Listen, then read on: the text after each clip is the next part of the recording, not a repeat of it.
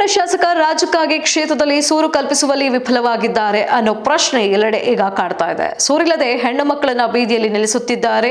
ಶಿವಾಜಿ ಈ ರೀತಿಯಾಗಿ ಮಾಡ್ತಾ ಇದ್ದಾರೆ ಅನ್ನೋ ಆರೋಪ ಕೇಳಿ ಬರ್ತಾ ಇದ್ದು, 5 ವರ್ಷ ಆಯ್ತು ಸೂರಿಲ್ಲ ಮನೆ ಇಲ್ಲ ಎಂದು ಸರ್ಕಾರಕ್ಕೆ ಪತ್ರ ಬರೆದ್ರು ಸಹ ಸೂರು ಕೊಡದೆ ಸರ್ಕಾರ ಆಟವನ್ನ ಆಡಿಸ್ತಾ ಇದೆ. ಬೆಳಗಾವಿ ಜಿಲ್ಲೆಯ ಕಾಗವಾಡ ತಾಲೂಕಿನ ಉಗಾರ ಬುದ್ರಕ್ ಗ್ರಾಮದಲ್ಲಿ ನೆಲೆಸಿ ಸುಮಾರು 48-50 ವರ್ಷವಾದರೂ ಇರಲು ಸೂರಿಲ್ಲ. ಶಿವಾಜಿ ರಾಮು ರಾಜಂಗಳಿಗೆ 48 ವರ್ಷ ಸಾಕಿನ ಉಗಾರ ಬುದ್ರಕ್ ಎಂಬುವವರು ಸುಮಾರು 5 ವರ್ಷಗಳೇ ಕಳೆದ್ರು ಇರಲು ಸೂರು ಕೊಟ್ಟಿಲ್ಲ ಸರ್ಕಾರ. 2019ರಲ್ಲಿ ತಾಲೂಕು ಪಂಚಾಯಿತಿ ಅಥಣಿ ಎಂಬುವರಿಗೆ ಒಂದು ಪತ್ರ ಬರೆಯುತ್ತಾರೆ, ನನಗೆ ಇರಲು ಸೂರಿಲ್ಲ ಮನೆ ಇಲ್ಲ ಎಂದು.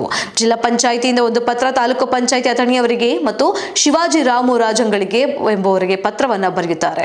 ಶಿವಾಜಿ ರಾಜು ರಾಜಂಗಳಿಗೆ ಇವರಿಗೆ ನಿವೇಶನ ಮತ್ತು ಮನೆ ಮಂಜೂರಾತಿ ಕುರಿತು ಸಂಬಂಧಪಟ್ಟ ಮಾರ್ಗಸೂಚನೆಯಂತೆ ಸಂಬಂಧಪಟ್ಟವರನ್ನು ವಿಚಾರಣೆ ಮಾಡಿ ಅವರಿಗೆ ಇರಲು ಸೂರು ಮತ್ತು ಮನೆ ಮಂಜೂರು ಮಾಡಲು ತಾಲೂಕು ಪಂಚಾಯಿತಿ ಅಥಣಿಯವರು ಉಗಾರ ಗ್ರಾಮ ಪಂಚಾಯಿತಿಯವರಿಗೆ ಪತ್ರ ಕಳಿಸುತ್ತಾರೆ ಮತ್ತು ಅದೇ ಪತ್ರ ಶಿವಾಜಿ ರಾಮು ರಾಜಂಗಳಿಗೆ ಇರುವವರಿಗೂ ಕೂಡ ಕಳಿಸುತ್ತಾರೆ. 2019ರಿಂದ ಇಲ್ಲಿಯವರೆಗೂ ಯಾವ ಸರ್ಕಾರದವರು ಇವರನ್ನ ಕೇಳಿಲ್ಲ. ಕಾಗವಾಡ ಕ್ಷೇತ್ರದ ಶಾಸಕರು ರಾಜಕ್ಕಾಗಿ ಅವರಿಗೂ ಇವರ ಅಳಲನ್ನ ತೋಳಿಕೊಂಡರು, ಆದರೂ ಪ್ರಯೋಜನವಾಗಿಲ್ಲ. ಹೆಣ್ಣು ಮಕ್ಕಳು ಇದ್ದಾರೆ. 10ನೇ ತರಗತಿ ಓದುತ್ತಿರುವ ಮಗಳು ಮತ್ತೆ 4ನೇ ತರಗತಿ ಓದುತ್ತಿರುವ 2 ಹೆಣ್ಣು ಮಕ್ಕಳಿದ್ದಾರೆ.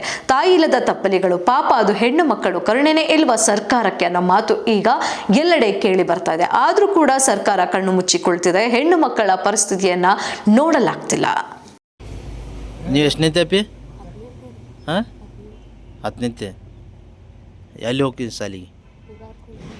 ಹಾಂ ಏನೇನು ಹೆಸರು? ಹಾಂ ನೀನು ಅಪ್ಪಿ? 4ನೇತೆ ಹೋಗ್ತಿ. ನಿನ್ನ ಹೆಸರು? ಪಲ್ಲವಿ ಶಿವಾಜಿ ರಾಜ.